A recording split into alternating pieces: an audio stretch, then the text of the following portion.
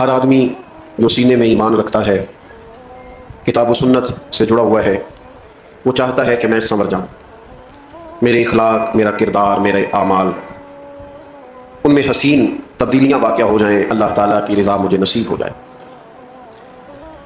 اس کے لیے انسان کوشش بھی کرتے ہیں، جد و جہد بھی کرتے ہیں، رستہ بھی تلاش کرتے ہیں، اور چاہتے ہیں کہ میں اس رستے کا مسافر بن جاؤں جو رستہ مجھے اللہ تعالیٰ کے قرب کی طرف لے جائے۔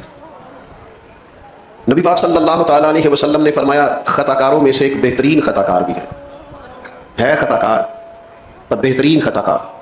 یا رسول اللہ وہ کون؟ فرمایا جو خطا کے بعد سچے دل سے توبہ کرتا ہے، جسے شرمندگی ہوتی ہے، احساس ہوتا ہے کہ نہیں یہ میں نے غلط کیا ہے، مجھے ایسا نہیں کرنا چاہیے تھا، مجھے بدلنا چاہیے، جو ندامت محسوس کرتا ہے اور توبہ کرتا ہے۔ انسان سنورنا چاہتا ہے، بدلنا چاہتا ہے، اور اگر خود وہ بدل نہیں بھی پا رہا باوجود کوشش کے، لیکن اس سے بھی زیادہ اس کے دل میں ایک بڑی تڑپ یہ ہوتی ہے کہ میری اولاد سنور جائے۔ بہت جھوٹا آدمی بھی کبھی نہیں چاہتا کہ اس کا بچہ جھوٹ بولے، اس میں یہ غلطی پائی جاتی ہے، اس سے یہ خطا ہو رہی ہے، اسے پتا ہے کہ میں بعض اوقات غلط بیانی کرتا ہوں، لیکن وہ یہ پسند نہیں کرتا کہ میرا بیٹا غلط بیانی کرے۔ جو آدمی معاذ اللہ استغفر اللہ کسی وجہ سے کسی خطا میں، کسی غلطی میں، کسی جرم میں مبتلا ہے، وہ یہ نہیں چاہتا کہ میرا بیٹا اس رستے پہ چلے۔ اپنی اصلاح کی بھی فکر ہوتی ہے، لیکن اس سے بڑھ کر بھی لوگوں کو یہ فکر ہوتی ہے کہ جو کمزوریاں، جو غفلتیں، جو سستیاں مجھ میں پائی جاتی ہیں وہ میری اگلی نسل میں نہ پائی جائیں۔ کیا کریں؟ سنورنے کا رستہ کیا ہے؟ بدلنے کا رستہ کیا ہے؟ اخلاقی طور پر درست ہونے کے لیے ہمارے پاس کون سی راہ ہے؟ تو قرآن مجید نے ایک مضبوط رستے کی طرف ہماری رہنمائی کی ہے۔ فرمایا یا ایھا الذین آمنوا اتقوا اللہ وکونوا مع الصادقین، اے ایمان والو اللہ سے ڈرو اور سچوں کی سنگت اختیار کرو، صادقین کے ساتھ بیٹھو۔ اللہ کرے آپ موبائل کم دیکھیں اور میری بات زیادہ سنیں، آمین تو کہیے گا۔ دعا تو مانگی جا سکتی ہے نا جی، کیوں جی؟ قبولیت ہو جاتی ہے، اللہ قبول کرنے والا ہے۔ موبائل آپ کے پاس رہنا اور میں نے جانا ہے، لیکن آپ کی ساری توجہ موبائل پہ۔ اللہ تعالیٰ آپ کو جزائے خیر دے، 2-4 لوگ بنا لیں، باقیوں کو دے دیں، اتنا ہی کافی ہوتا ہے، سب کو یہ کام نہیں کرنا چاہیے۔ فرمایا اللہ سے ڈرو اور سچوں کی سنگت اختیار کرو۔ یہ جو صالحین کی صحبت ہوتی ہے جو دلوں میں تقویٰ پیدا کرتی ہے۔ 10 لوگ ایک جگہ بیٹھے ہوں اور 9 اٹھ کے نماز پڑھنے چلے جائیں تو امید ہے 10واں بھی بیٹھا نہیں رہے گا، وہ بھی کہے گا یار اب سارے جا رہے ہیں تو مجھے بھی جانا چاہیے۔ اچھے لوگوں کی سنگت، اچھے لوگوں کی صحبت، اچھے لوگوں کے ساتھ اٹھنا بیٹھنا، یہ انسان کے اندر مثبت تبدیلیاں لاتا ہے۔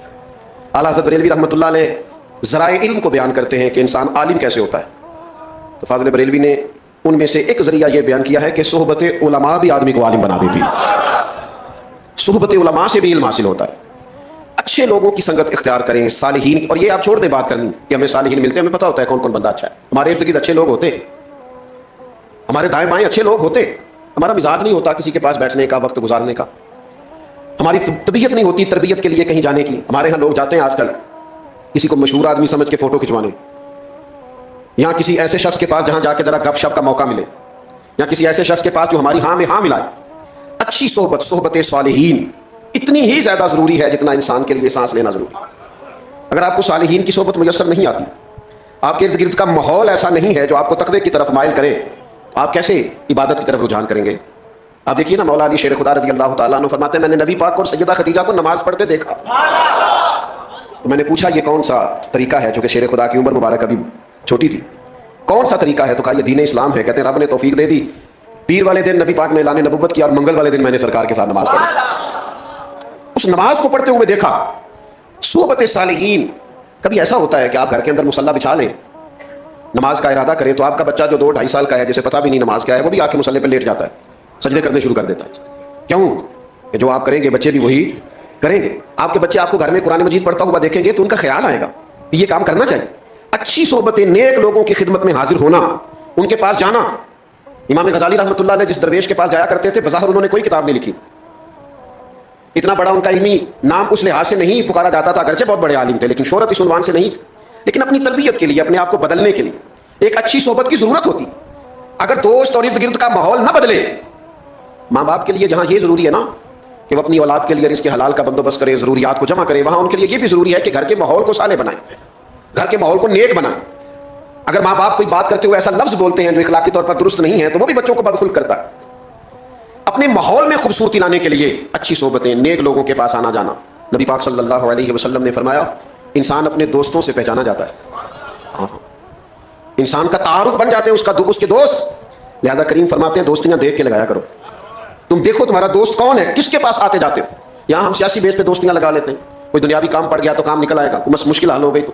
اور بعض ایسی جگہوں پہ بھی دوستیاں لگا لیتے ہیں جو بہرحال درست نہیں ہے. اچھی صحبت. داتا صاحب رحمۃ اللہ علیہ فرماتے ہیں, داتا صاحب فرماتے ہیں ایک شخص حج کرنے گیا تو بیت اللہ کا طواف کرتا تھا, یا مینا میں جاتا تھا, یا مزدلفہ میں جاتا تھا, یا عرفات میں بیٹھا تھا, تو ہر جگہ ایک ہی دعا مانگتا تھا, یا اللہ میرے دوستوں کو نیک کر دے, یا اللہ میرے دوستوں کو نیک کر دے, یا اللہ میرے دوستوں کو صالح بنا دے.